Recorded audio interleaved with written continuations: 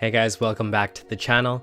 I'm going to tell you how I lost $25,000 and we're just going to jump right into it. Back in 2017, 2018, me and my friend were deciding how we wanted to invest our money. I believe back in that time, what was the hot sectors? There was cryptocurrency, which had just reached $20,000 per Bitcoin, which at that time, super expensive.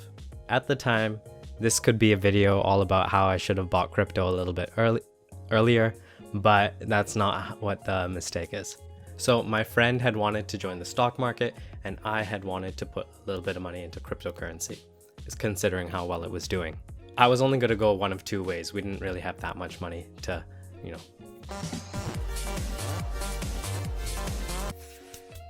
throw around there. I had looked into cryptocurrency, and for Canadians, the only place to go was Quadriga X or Quadriga EX. And if any of you have heard of that, you all know how that turned out.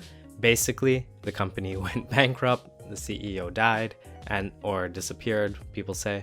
Most of your money or all of your money, I'm not sure how that worked, you lost it if it was in there. We decided to go with my friend's route, which was the stock market. And all I knew about the stock market back then was Wall Street trades the stock market. People who went to school for this, financial advisors, financial experts, blah, blah, blah, blah, do the stock market. And I was thinking, I don't know how to do this. My friend must be a genius, and wow. But let me go along for the ride. So I said, okay, sure. It was kind of like a on the whim thing that I will go and put money into the stock market. I didn't really know about it. So me and my friend, we booked an appointment with TD Bank. That's one of the big 6 banks in Canada. And we went over and we said, hey, I believe our rep was Henry or Harry at the time. We said, hey, we'd like to open up a brokerage account. And he's like, sure, yeah, we can do that, no problem. There's just a couple things. You have to have a minimum balance in the account of $15,000. You need to make X amount of trades per quarter so you don't get charged. And also every trade you do, there is a $9.95 commission fee or $9.99 on both your buy and your sell. So whatever you trade, you need to account for $20 coming off every single trade, which is really Currently I use Questrade and I use Wealthsimple, and if you'd like to join those, I have a code down below in the description that you can start up Questrade. It has free ETFs for buying and then $5 to sell and then $4.95 per trade.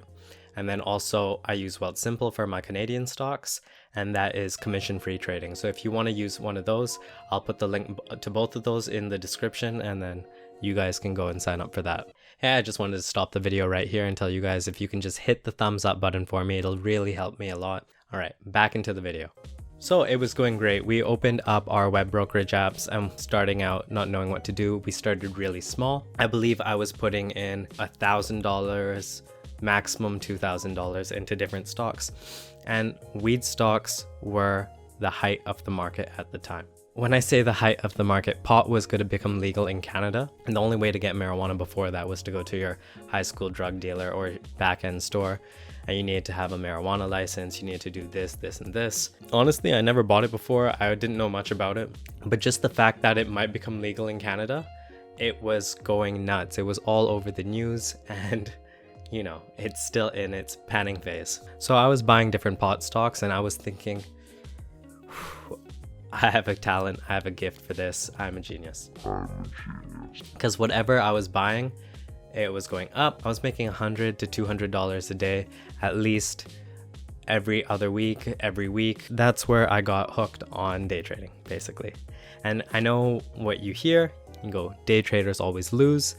And I was going, yeah, but I'm a genius, so I'm not gonna lose this. And that's where I started making goals that were not the correct goals. It would be goals like, I'm gonna make $100 every day the market is open. I was actually meeting those goals. Like, that wasn't the problem. I was meeting those goals, then I could just relax for the whole day. Because if I made $100 for that day with 2 minutes of effort, 3 minutes of effort, I didn't really feel like I needed to do anything else. So I would make that and relax. And then this is where the day trading mentality kind of took it. because it's so exciting to trade those stocks and flip them and buy them and sell them every single day. I would account for having commission of $20. So when I say I made $100 per trade or per day or etc., that would be, I would make at least 120, if not more.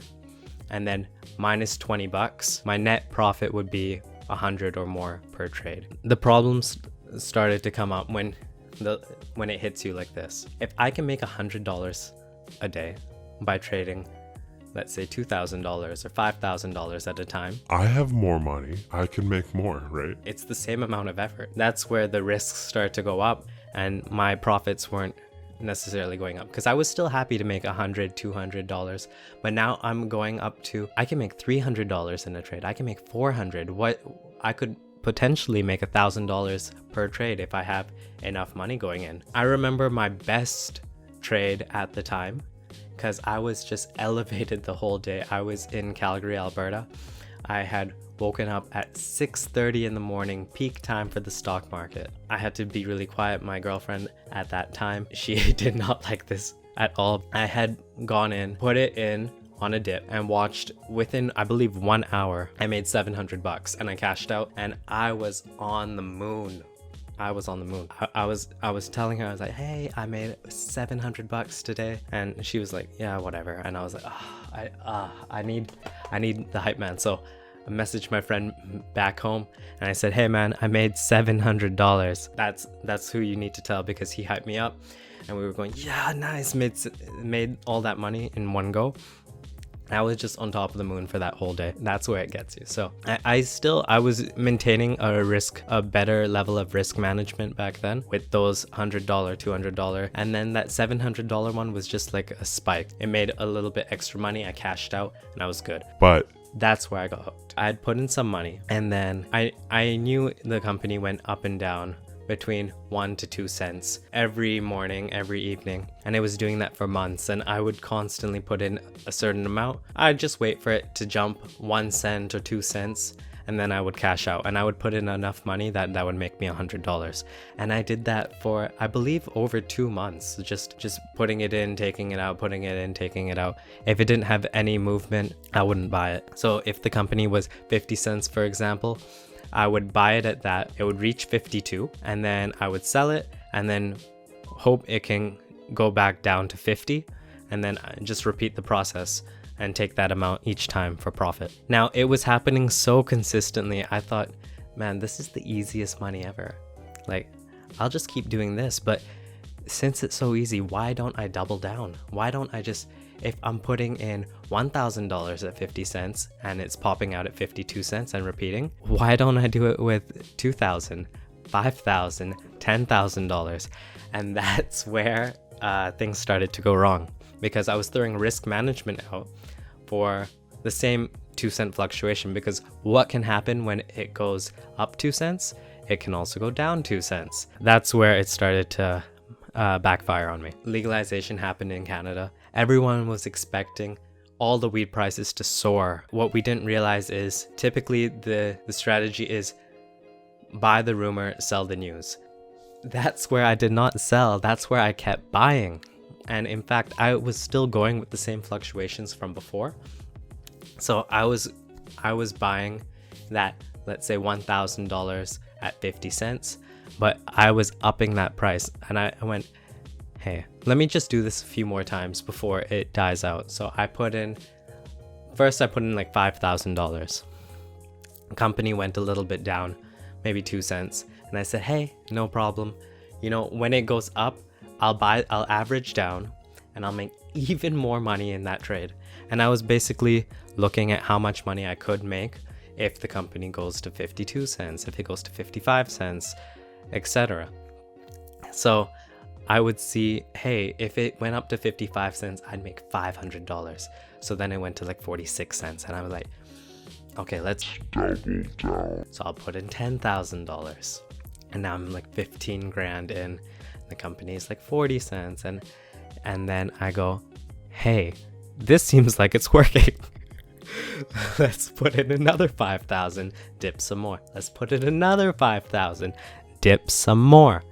And then it kind of levels out, and then I'm waiting for it. I'm going, okay, I'm ready for it to rise. I've put in $25,000. I started with around 15, so for me to already be at 25, I was pretty confident that I was a master at this craft by close to doubling my money in the couple months of trading. I was 25 grand in, and that is when the weed market came to a complete letdown. Like, everything that was up for all of that time came down, and I remember waking up in this bed and my stomach was physically hurting as I watched the price go from my percentage. It lost 10%, and I was going, no problem, it won't be that bad, it'll come back up within the week. It drops 20%, and there is a physical hurt to watching that happen. Like, I felt physically nauseous, which I've never felt before. And I was messaging my friend, I'm like, what do you think? Are you gonna stay in?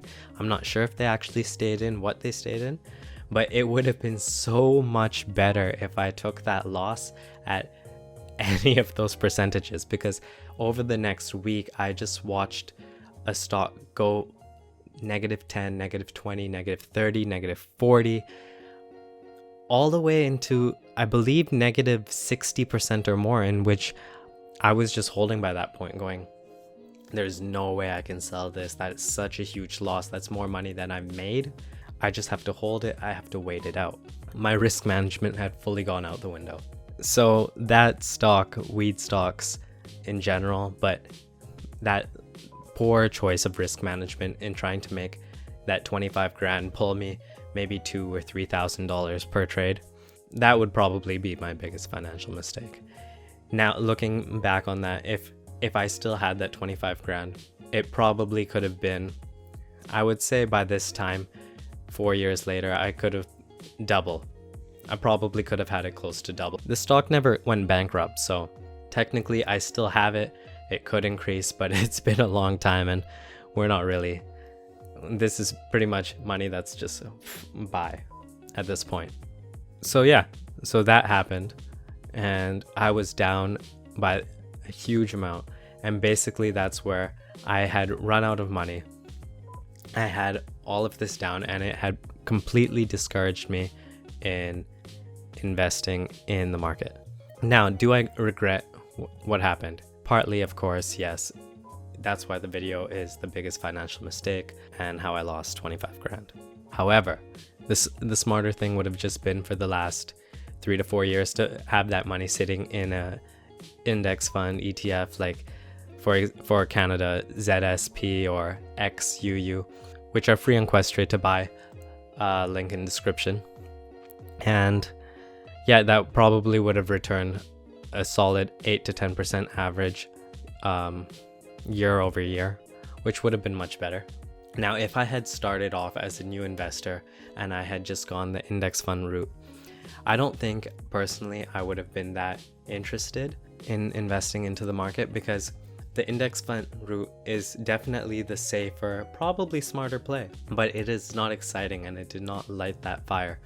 So I don't know if I would have had the excitement to go and take my paycheck and take X amount and put it in there.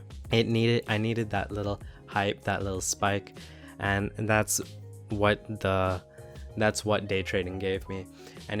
And I basically matured my investing strategy over time, and now we're sitting at more than that. So more than what we originally started with. And we've come to this. So I believe it's still all a different way to learn and teach yourself on this.